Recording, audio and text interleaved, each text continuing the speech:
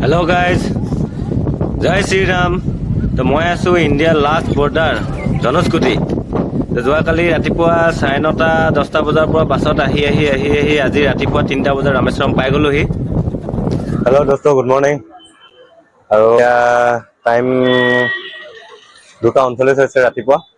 আমি কালিৰ পৰা আহি আছোঁ, ৰামেশ্বৰম আহি আছোঁ। ইয়াত পাই গ'লোহি ৰামেশ্বৰম মেইন পইণ্ট। তো ইয়াৰ পৰা আৰু যাব লাগিব ধনুষ্কোটি।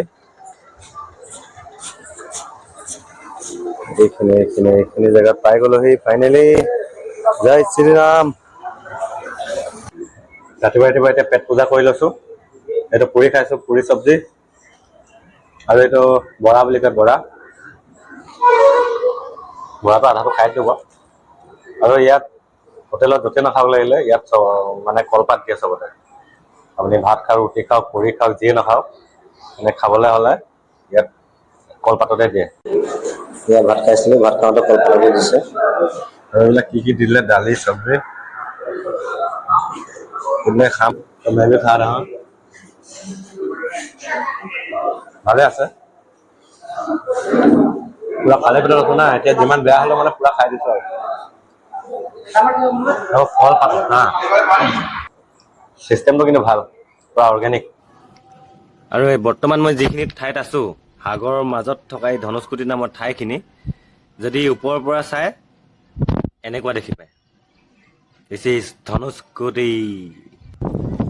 লংকাৰ ৰাৱণে যেতিয়া ৰামৰ পত্নী সীতা মাতাক লংকালৈ হৰণ কৰি লৈ গৈছিল, আৰু তাৰ পাছতে সীতা মাতাক উদ্ধাৰ কৰি আনিবৰ বাবে ৰামৰ সৈন্যসকল মানে বান্দৰবিলাকে উপঙি থকা শিলৰ সহায়ত এখন দলং নিৰ্মাণ কৰিছিল, আৰু সেইখনকেই ৰাম সেতু বুলি কোৱা হয়।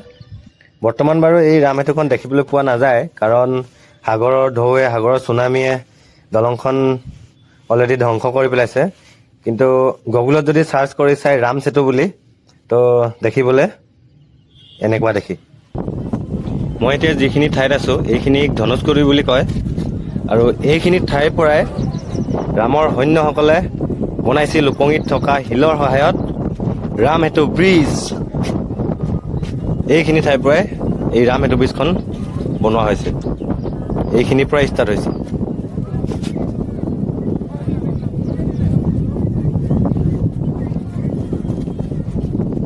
আৰু এইখিনি ঠাইৰ পৰা শ্ৰীলংকালৈ মাত্ৰ 27 কিলোমিটাৰ।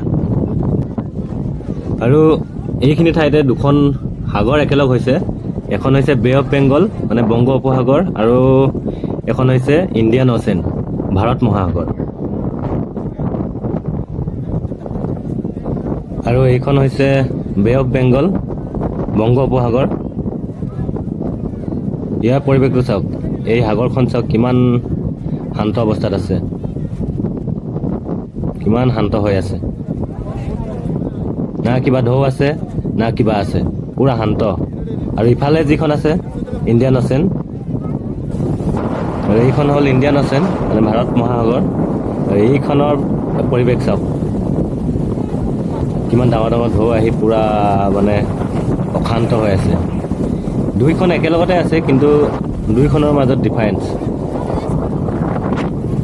আৰু এই দুখনে এই ঠাইখিনিত একেলগ হৈছে। আৰু ইয়াতে এই তামিল ল'ৰাজনৰ লগত জনাই নজনাই কিছু কথা পাতিলোঁ। সি অলপ বুজাই দিলে এই ধনুষ্কোটিৰ বিষয়ে, আৰু তাৰ বোলে কোনোবা লগৰ এটা বাপেক বোলে আমাৰ অসমত কাম কৰে।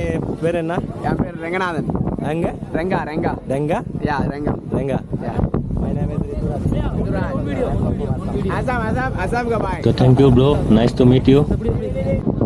আৰু ইয়াৰ পৰা এই টেলিস্কোপৰ সহায়ত ভাৰত আৰু শ্ৰীলংকাৰ যিটো মেইন বৰ্ডাৰ সীমাটো মানে এই টেলিস্কোপৰ সহায়ত ধুনীয়াকৈ চাব পাৰি। আৰু এই চোৱাৰ কাৰণে 20 টকা লয়। এইফালে আপুনি চাই থাকিব, আৰু এই মানুহজনে ধুনীয়াকৈ বুজাই থাকিব, এইটো আমুক, এইটো তামুক, এইটো আমুক। তো এয়াই হ'ল the last land of India, Dhanushkodi. আমি ইয়াত বহুত সময় কটালোঁ, তো লগৰবিলাকৰ লগত অলপ ফটো ভিডিঅ' বনালোঁ। তো গাইজ বলক এতিয়া আকৌ ৰামেশ্বৰমৰ অভিমুখে উভতনি যাত্ৰা আৰম্ভ কৰোঁ। তো ভিডিঅ'টো শেষলৈকে চাই থাকিব সকলোৱে।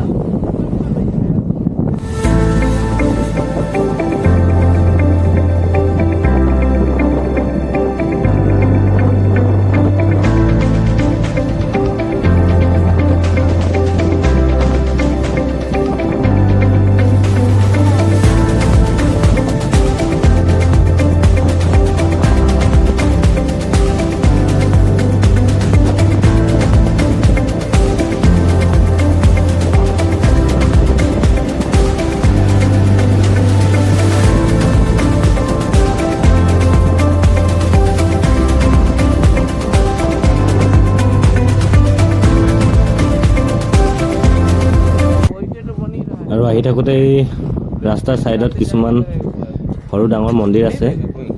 আমি সকলোতে সোমোৱা নাই আৰু তাৰে মাজত এইবিলাকত সোমালোঁ। অলপ আগত আৰু এটা মন্দিৰ আছে, এইটো ধনুষ্কোটি মন্দিৰ বুলি কয়।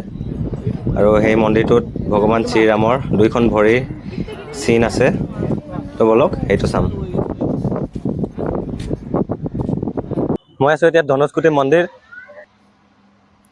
আৰু এই দুখনেই হ'ল ভগৱান শ্ৰীৰামৰ ভৰিৰ ছাপ। ময়ো সেৱা এটা কৰি লৈছোঁ।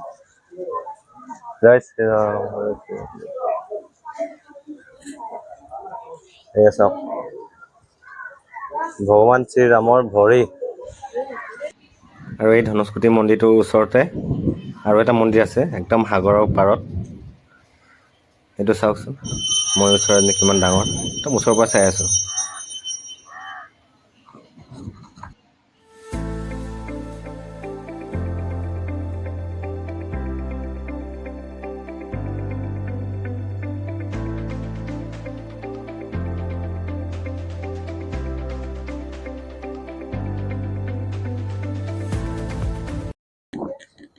এই মন্দিৰটোৰ ভিতৰতে এটুকুৰা ওপঙি থকা পাথৰ আছে, যিটো পাথৰৰ সহায়ত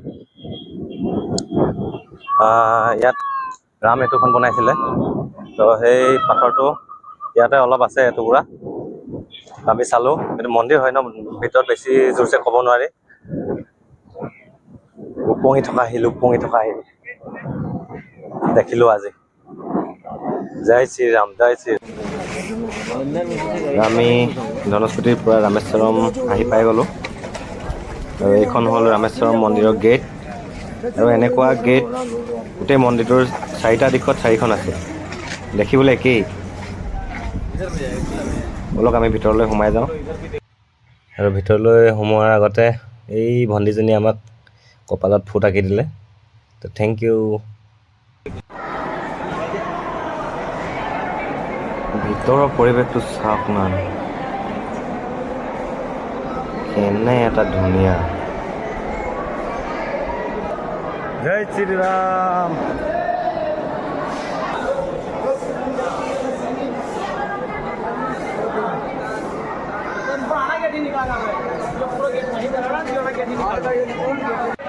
কিন্তু এটা প্ৰব্লেম হ'ল গাইজ, ভিতৰত মোবাইল ইউজ কৰিব নিদিয়ে। ৰাম মন্দিৰৰ ভিতৰত মোবাইল ইউজ কৰিব নিদিয়ে। তথাপিও এনেই অলপ কৈ দিলোঁ আৰু।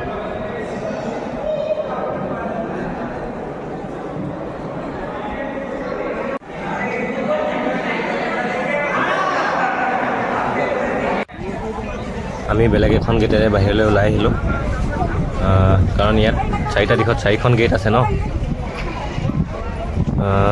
ভিতৰতো কি ডাঙৰ, এই মানে আপুনি কোনফালে গৈছে, ক'ত ওলাইছে একো গম নাপায়। কিন্তু ভিতৰত মোবাইল ইউজ কৰিবলৈ নিদিয়ে কাৰণে আপোনালোকক সকলো ভিডিঅ' কৰি দেখুৱাব নোৱাৰিলোঁ, তো বেয়া নাপাব। এই ৰেলিংবিলাক দেখিছে যে, ইয়াৰ ভিতৰে মানুহ পূৰা লাইন হৈ যায়। ৰাতিপুৱা টাইমত অলপ বেছি হয়। ৰাতিপুৱাতো 3টা-4টা বজাৰ পৰা লাইন, পূৰা দীঘল লাইন, লম্বা লাইন লাগি থাকে। এইফালেও এইখন এখন গেট। জয় শ্ৰীৰাম, জয় শ্ৰীৰাম। মানে ভিতৰত সোমাই গ'লে মানে আপোনাৰ মনটো বেলেগ হৈ যায়, ভাইবছটো বেলেগ হৈ যায়। মানে কি বুলি আপোনালোকক বুজাম, যেতিয়া নিজে আহিব একবাৰ ভিতৰত সোমাব তেতিয়া গম পাব। আৰু এই মন্দিৰৰ ভিতৰতে ভগৱান শ্ৰীৰামে ভগৱান শিৱক পূজা কৰিছিল। সেই তেতিয়া ভাবি চাওক, ভগৱান শ্ৰীৰামে ভগৱান শিৱক পূজা কৰিছিল। তো গাইজ, ভিডিঅ'টো ইয়াতে শেষ কৰোঁ। আৰু ইয়াত চাবলৈ বহুত বাকী থাকিল, কিন্তু আমি আজি ৰিটাৰ্ণ হ'ব লাগিব। ট্ৰেইন আছে 5:30 বজাত। আমি এতিয়া ট্ৰেইন ষ্টেচন যাম। আহোঁতে বাছত আহিলোঁ, এতিয়া যাওঁতে ট্ৰেইনত যাম। তো ভিডিঅ'টো কেনেকুৱা পালে প্লিজ কমেণ্ট কৰি জনাব। তো বাই বাই, জয় শ্ৰীৰাম। তো গাইজ, আমি এখন এতিয়া ব্ৰিজৰ ওপৰেদি আহি আছোঁ। এইখনক পামবান ব্ৰিজ বুলি কয়।